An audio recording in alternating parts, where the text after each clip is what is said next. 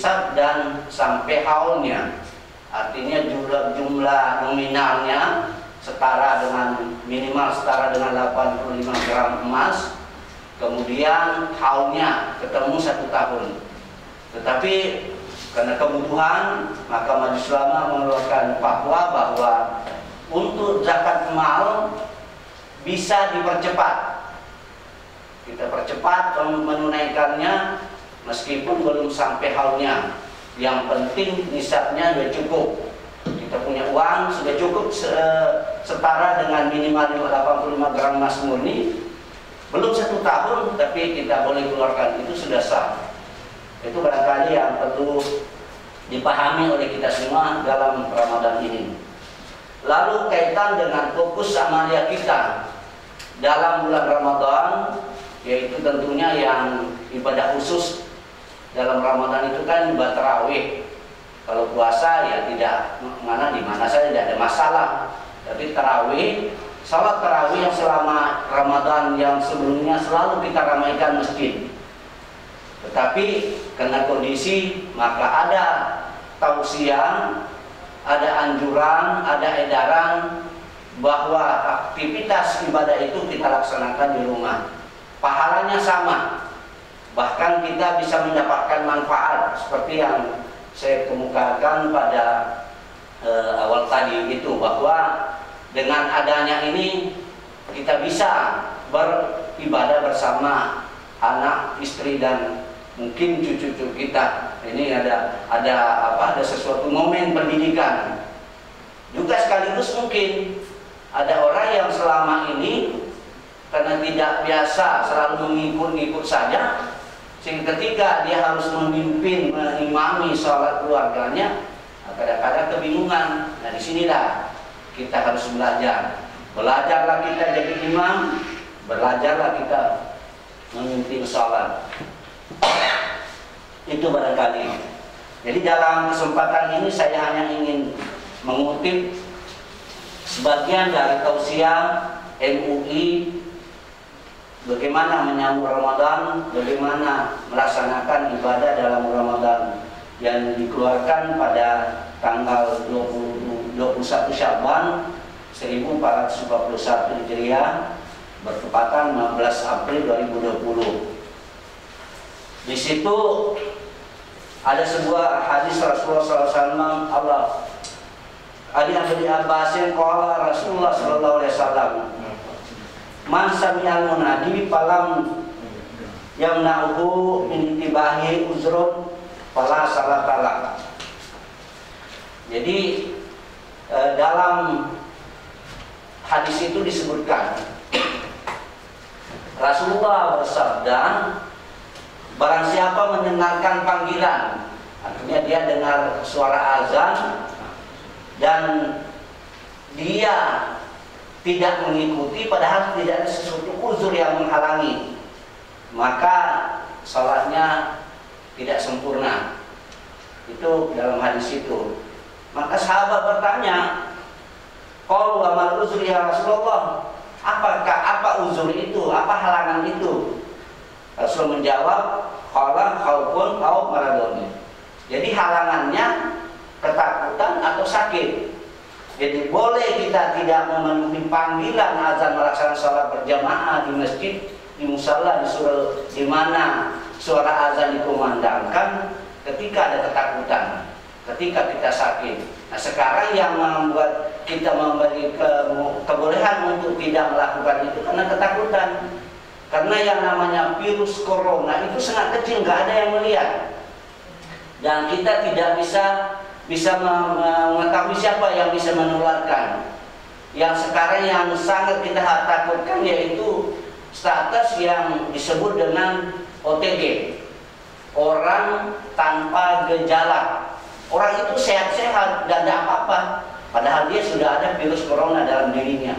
Nah, ketika kita berkomunikasi dengan dia, ketika kita berhubungan dengan dia, bersentuhan dengan dia, kemudian setelah kita berjabatan tangan, kita memegang muka, terkena mata, hidung, maka itu kita akan terinfeksi. Inilah yang harus kita jaga. Jadi jangan menyampakkan diri kita terhadap satu kecelakaan. Wala tulqu biaidikum ila tahlukah. Jangan campakkan dirimu kepada dalam suatu kecelakaan, kemudaratan. Nah, ini yang perlu kita pahami. Kemudian Rasulullah juga bersabda dalam hadisnya, mungkin saya jelaskan maknanya saja. Rasulullah bersabda, kalau kamu mendengar ada sesuatu wabah di suatu tempat, maka kamu jangan masuk, jangan memasuki daerah itu. Jadi kalau memang menurut dari pihak ahlinya, pakarnya mengatakan ada sesuatu yang membahayakan ketika ada kerumunan orang, nah berkaitan ibadah tentulah ya di masjid, musala dan sebagainya, ada sesuatu yang membahayakan. Karena seperti itu tadi, ada namanya OTG, orang tanpa gejala, padahal dia sudah ada virus, nggak ada yang tahu itu. Nah, ini ada gejala seperti itu. Maka sebenarnya ketika ada ketakutan seperti itu, maka jangan kamu masuk. Tapi ketika kamu sudah berada di dalamnya, maka kamu jangan keluar. Nah, inilah barangkali pesan untuk kita tidak melakukan mudik dalam Ramadan ini. Jadi jangan lagi ada istilah, oh saya mau mudik atau mau pulang kampung, mau berlebaran dengan keluarga. Kalau apalagi kita dari di Pontianak yang sudah termasuk daerah yang agak kuat, agak masuk dalam zona merah. Nah, ini yang harus kita hindari. Jadi janganlah kita berpikir ya udah kita semua serahkanlah bahwa inilah yang terbaik. Mudah-mudahan saja tentunya doa kita dalam bulan Ramadan, ibadah kita dalam bulan Ramadan, terlihat virus corona COVID-19 ini akan segera berakhir. Kita insya Allah nanti kita akan merasakan nikmatnya hidup tanpa corona. Jadi oleh karena itu, mari kita semua bersatu, kita semua sepaham bagaimana kita berdoa kepada Allah agar ini bisa diangkat oleh Allah, dan kita akan bebas beraktivitas dengan baik, kita akan bebas berpuasa, beribadah dengan tenang, khusyuk dan sebagainya. Para pemirsa, para pendengar yang berbahagia, sesungguhnya kita jangan merasa tidak cukup, tidak puas dengan tarawih di rumah. Sesungguhnya kalau riwayat salat tarawih itu, Rasulullah SAW sendiri itu hanya 3 malam dia tarawih di masjid. Setelah itu beliau tarawih di rumah. Nah, maka ada yang bertanya kenapa Rasulullah tidak tarawih lagi di masjid. Rasulullah menjawab, karena saya lihat dari malam pertama, kedua, ketiga itu semakin ramai. Khawatir kalau ini nanti menjadi kewajiban, umatku tidak bisa menunaikan. Jadi sesungguhnya tarawih di rumah juga adalah sunnah Rasulullah SAW.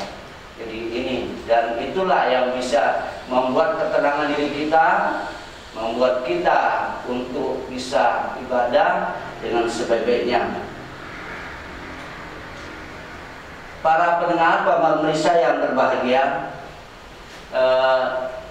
oleh karena itu, karena memang sekarang kita sudah masuk hari ke-7, jadi nanti malam-malam ke-8, saya pernah lewat malam di kota Pontianak. Memang beberapa masjid masih melakukan sholat tarawih, sehingga saya juga dikontak, di WA oleh pihak Polda menyampaikan bahwa ternyata Pak Kiai, katanya saya dipanggil Kiai, padahal saya bukan Kiai, masih banyak masjid yang melakukan itu. Lalu saya jawab, ya betul masih banyak.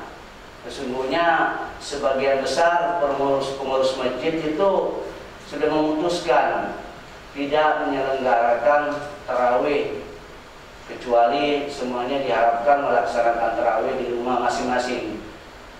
Tetapi begitu malam, begitu mau masuk Isya, jamaah ya pada berdatangan, dan tidak mungkin juga masjid itu harus dikunci. Nah, ini berada. Tinggallah bagaimana kita menyadari sesungguhnya pengaturan ibadah dalam Ramadan agar kita lakukan di rumah, tarawihnya, tadarus Al-Qur'annya semata-mata untuk kepentingan kita. Jadi kita akan senantiasa terjaga dari paparan virus corona ini, dan insya Allah kita akan beribadah dengan tenang. Dan selanjutnya pada masa-masa mendatang ketika corona sudah diangkat oleh Allah, dengan keikhlasan hambanya berdoa kepadanya, maka kita akan merasakan. Jadi tentu harapan kita, janganlah dalam hal ini saling menyalahkan. Beberapa waktu sebelum masuk Ramadan, ketika corona mulai semakin terpapar di Kalimantan Barat, Majelis Ulama Provinsi Kalimantan Barat mengeluarkan tausiah kaitan dengan ini. Tetapi begitu tausiah keluar, itu berbagai semacam protes, hujatan, bahkan bully yang ditujukan ke Majelis Ulama. Tetapi satu tekad Majelis Ulama bahwa hifdzun nafs, menjaga diri, harus kita utamakan. Ini barangkali yang harus kita pahami. Marilah kita semua, khususnya kita keluarga besar Kementerian Agama, kita amankan, kita sukseskan edaran Menteri Agama nomor 6 tahun 2020. Di situ sudah jelas bagaimana kita beribadah dalam bulan Ramadan. Jadi jangan terlalu kita terpikat kepada teks suatu dalil-dalil, tetapi kita harus berpijak pada konteks kejadian yang terjadi pada suatu waktu itu. Barangkali ini akan menjadi bentuk pemahaman yang sangat penting untuk kita memanfaatkan momen Ramadan. Di Ramadan kita tetap beribadah dengan baik, dengan khusyuk, bahkan ada hikmah-hikmah yang kita dapatkan.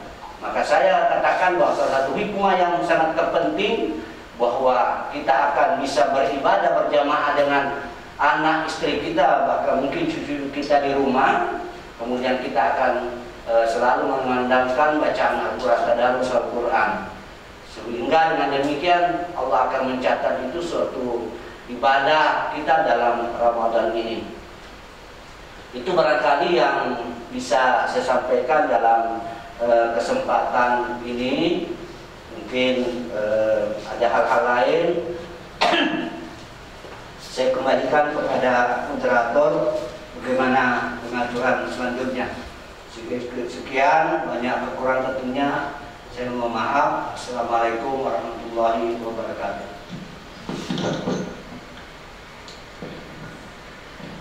Terima kasih Bapak narasumber, Ketua Umum Majelis Ulama Indonesia Kalimantan Barat, Dr. Andes Haji Muhammad Basrihar. Setelah saya amati dari para pemirsa yang mengikuti dan hadir di live streaming ini, belum ada yang mengajukan pertanyaan. Tetapi saya ada beberapa pertanyaan, diantaranya yang pertama, di masjid saya, masjid kami sebelah kanan rumah saya itu nama masjidnya Darul Muttaqin, itu tetap melaksanakan ibadah sholat taraweh, tetapi tradisi ceramah subuhnya ditiadakan. Tarawehnya tiap malam ada, tapi tradisi ceramah subuh tidak ada. Nah, selalu ada perdebatan di WA grup Masjid Darul Muttaqin dari seluruh jamaah masuk anggota grup itu. Ada yang tetap berprinsip melaksanakan sholat tarawih di rumah, ada yang tetap melaksanakan tarawih di masjid. Tetapi ada yang terus menyoroti pertentangan itu dengan nada-nada seperti kurang setuju, mengomentari kondisi jamaah yang selama ini melaksanakan ibadah tarawih di masjid. Dia renggang, bahkan renggangnya hampir 1 meter jauh jaraknya. Jadi ada beberapa tempat yang kosong. Katakan minimalnya ada 1 saja yang bisa diselipkan 1 orang. Padahal ada sebuah hadis mengatakan bahwa sawu sufufakum fa inna tasfiyatu sufufi min shalah, itu juga termasuk di dalamnya adalah agar para setan tidak menyelinap di antara renggang-renggang barisan para jamaah. Tetapi justru yang terjadi adalah ada beberapa masjid bahkan itu direnggangkan sholatnya. Jadi berarti kan ya walaupun memang idza jaa syahrul Ramadan, pokoknya intinya wasufidatis syayatin lah gitu Pak ya. Jadi futihat abwabul jannah wa ughliqat abwabun nar wasufidatis syayatin, dibelenggu.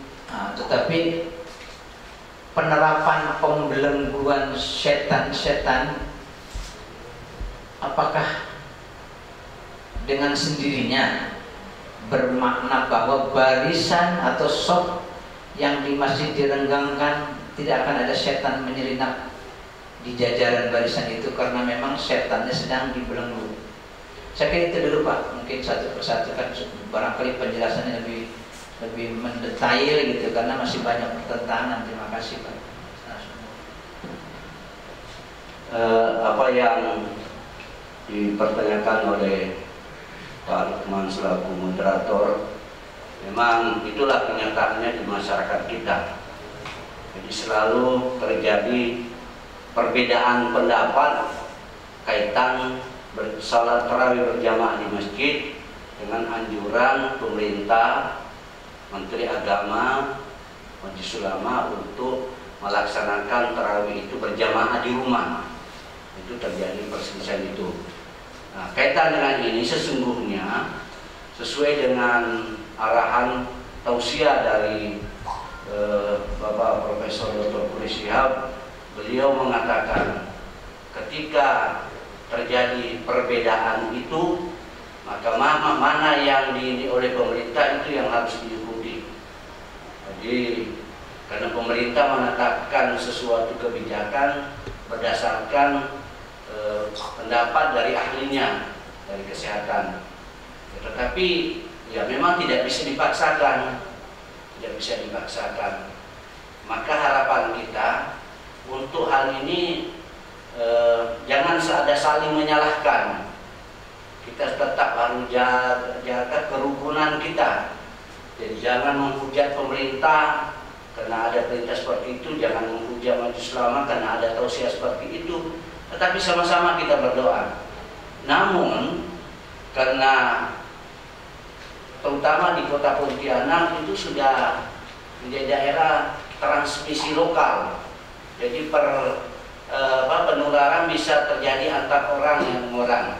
Oleh karena itu ketika ada saudara-saudara kita ingin bertahan mau melaksanakan ibadah tarawih di masjid, upayakan hindari, penuhi dengan ketentuan pengamanan physical distancing itu. Jadi pertama semuanya harus pakai masker. Jadi kebanyakan ya kalau ini tidak menggunakan masker, itu terlalu ceroboh sebenarnya. Jadi pergunakan masker. Ini bukan mentolerir bahwa silakan, tetapi andai kata Anda memaksakan diri, kan tidak mungkin bahwa ada yang tarawih di masjid lalu dibubarkan. Itu nanti akan menimbulkan masalah baru. Jadi di sini harus tetap jaga kerukunan kita. Nah, ada jamaah kita, ada saudara-saudara kita memang merasa puas harus tarawih, berjamaah di masjid, itu harus betul-betul melakukan ketentuan itu, physical distancing itu. Jadi pakai masker, kemudian jaga jarak, kemudian bawa sajadah sendiri, jangan bersentuhan, jangan bersalaman. Nah, tadi kaitan dengan pertanyaan Pak Lukman, bagaimana dengan saf itu? Nah, ini ada pendapat ulama mengatakan bahwa karena sesuatu hal yang memang mengharuskan begitu, maka saf itu boleh tidak harus berdekatan. Dan ini kaitan dengan penjaga kesehatan. Dan itu bagaimana hukumnya berjalan seperti itu? Maka itu ada yang menghukumkan itu hukumnya makruh. Jadi makruh saf yang jarang-jarang itu.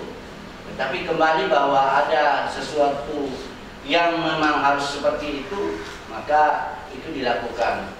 Jadi dihukumkan makruh saf yang tidak berdekatan, tidak berimpit gitu. Karena memang Rasul mengatakan sawu subuhakum fa inna tasbihata subuh min tamamis shalah. Lurus dan rapatkan saf. Karena kesempurnaan salat itu adalah karena rapat dan lurusnya saf itu. Tapi kaitan dengan kondisi di mana kita jangan berdekat-dekatan, ya, oleh karena itu ketika ini memang ada keraguan, itulah yang terbaik bahwa kita berjamaah di rumah kita, berjamaah dengan anak kita, ya nggak masalah, tidak masalah. Inilah barangkali. Tapi sekali lagi saya mengajak kita semua lah, janganlah karena perbedaan ini kita menjadi terpecah. Khawatir kalau kita hanya perbedaan ini kita terpecah, coronanya tidak lari-lari, virusnya tetap terpapar, kita juga sudah terpecah.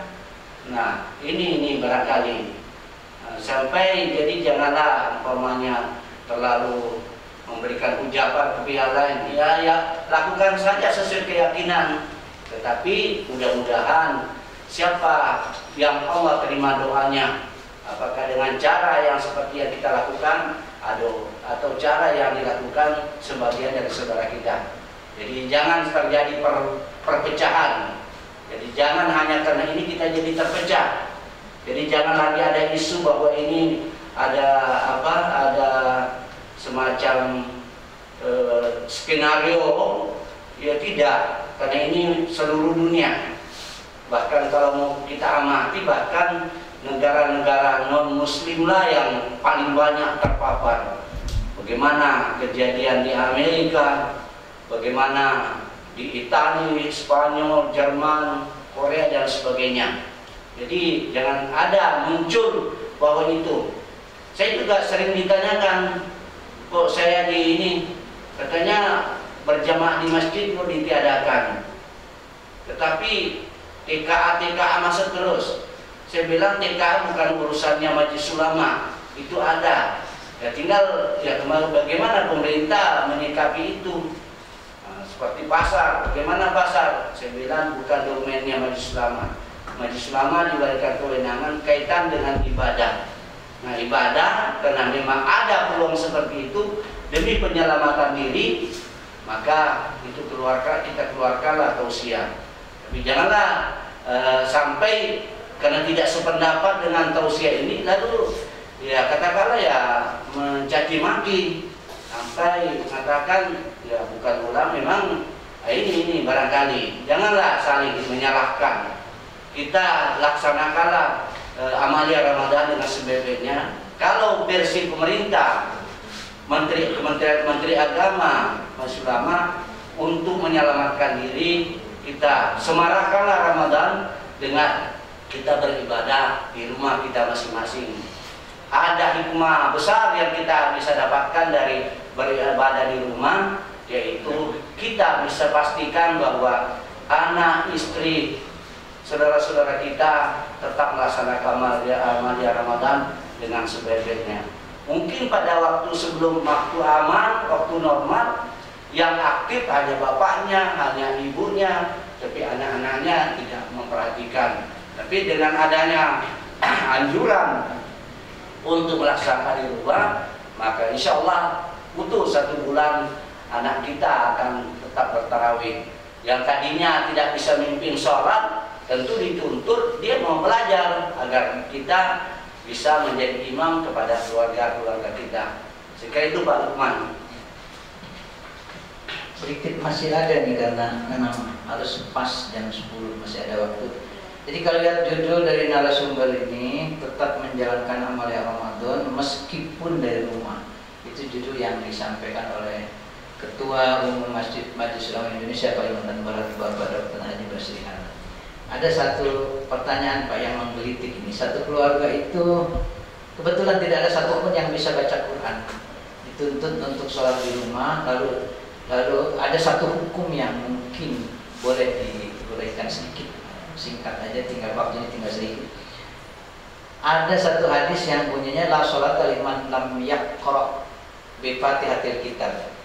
Kalau ulama Syafi'i itu la ayla yasihu, beda dengan ulama ulama Hanafiyah itu ayla yatimu, tidak sempurna. Sedangkan Imam Syafi'i ayla yasihu. Nah, sholatnya orang yang belepotan baca Fatihahnya bahkan hampir tidak bisa, sementara yang lain istrinya, anak-anaknya perempuan semua, yang wajib menjadi imam adalah bapaknya karena memang ya tidak terbiasa gitu sholat di rumah, bahkan dia selalu ikut ke masjid, tapi dia juga berusaha mengikuti saran pemerintah, maka sholat di rumah. Nah, bagaimana hukumnya ketika ada dalil mengatakan la sholat liman yang lam yaqra bi Fatihatil Kitab, lalu berusaha untuk bisa jadi imam? Terima kasih sedikit.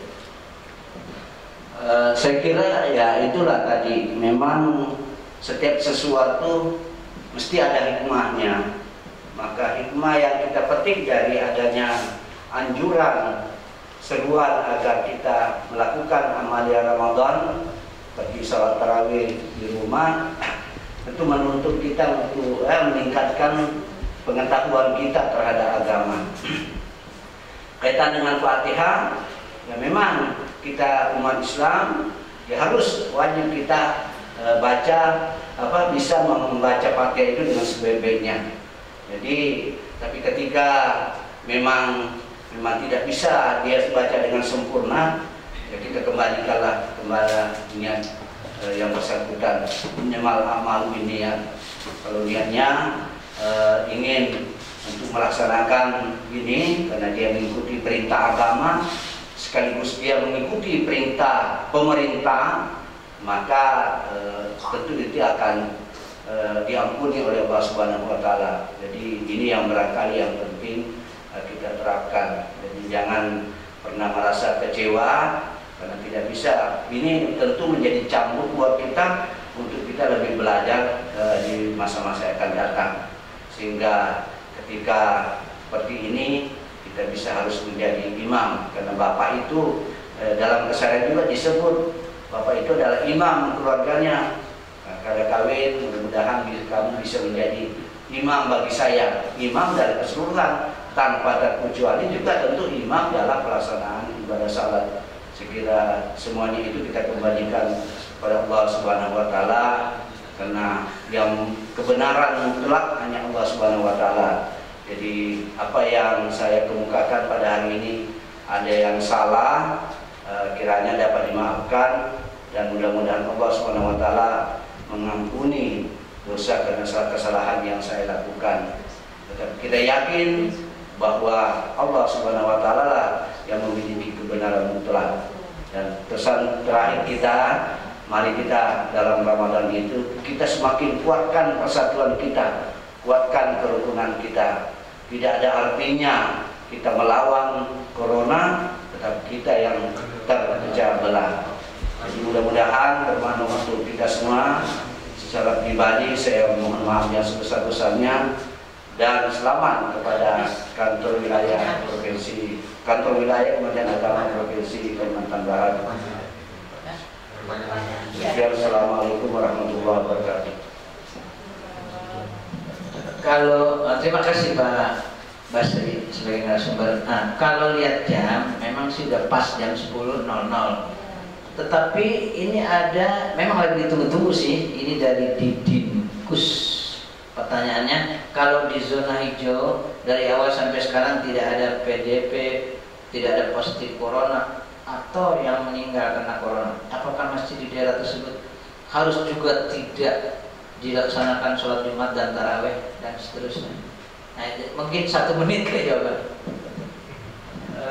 Saya kira dalam fatwa Majelis Ulama nomor 14/2020 itu memang sudah jelas bahwa untuk daerah terkendali itu tetap dilaksanakan sholat Jumat, sholat berjamaah di masjid. Tetapi menentukan daerah itu zona hijau atau zona merah, itu bukan domainnya Majelis Ulama, tetapi itu adalah domain pemerintah. Dalam hal ini tentunya pihak kesehatan lah yang menentukan mana zona merah dan mana zona hijau.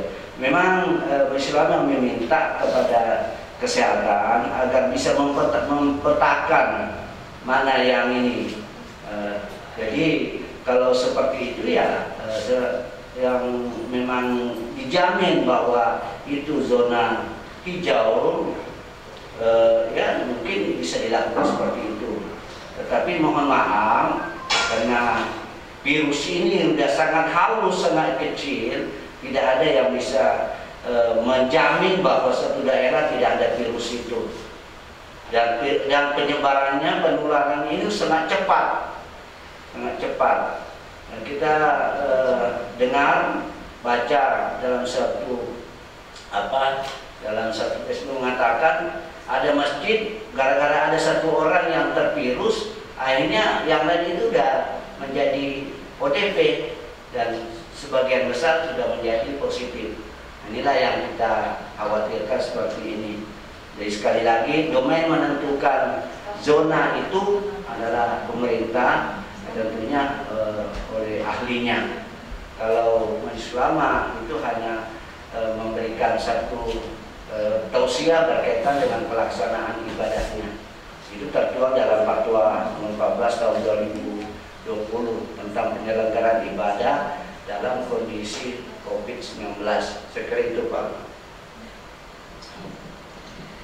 Terima kasih Bapak narasumber, Bapak Dr. Haji Basrihan. Saya kira sudah tidak ada lagi pertanyaan dan waktunya juga sudah habis di sini. Secara tepat waktunya jam 10:03 dan ini barangkali yang bisa saya sampaikan. Kurang lebihnya mohon maaf. Assalamualaikum warahmatullahi wabarakatuh.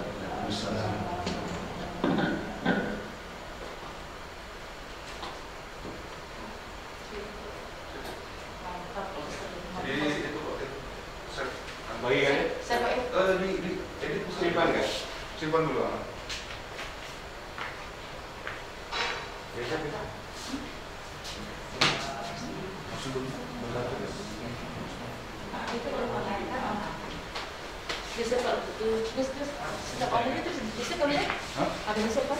Bisa diulang, bisa di setel ulang. Nanti itu bisa kita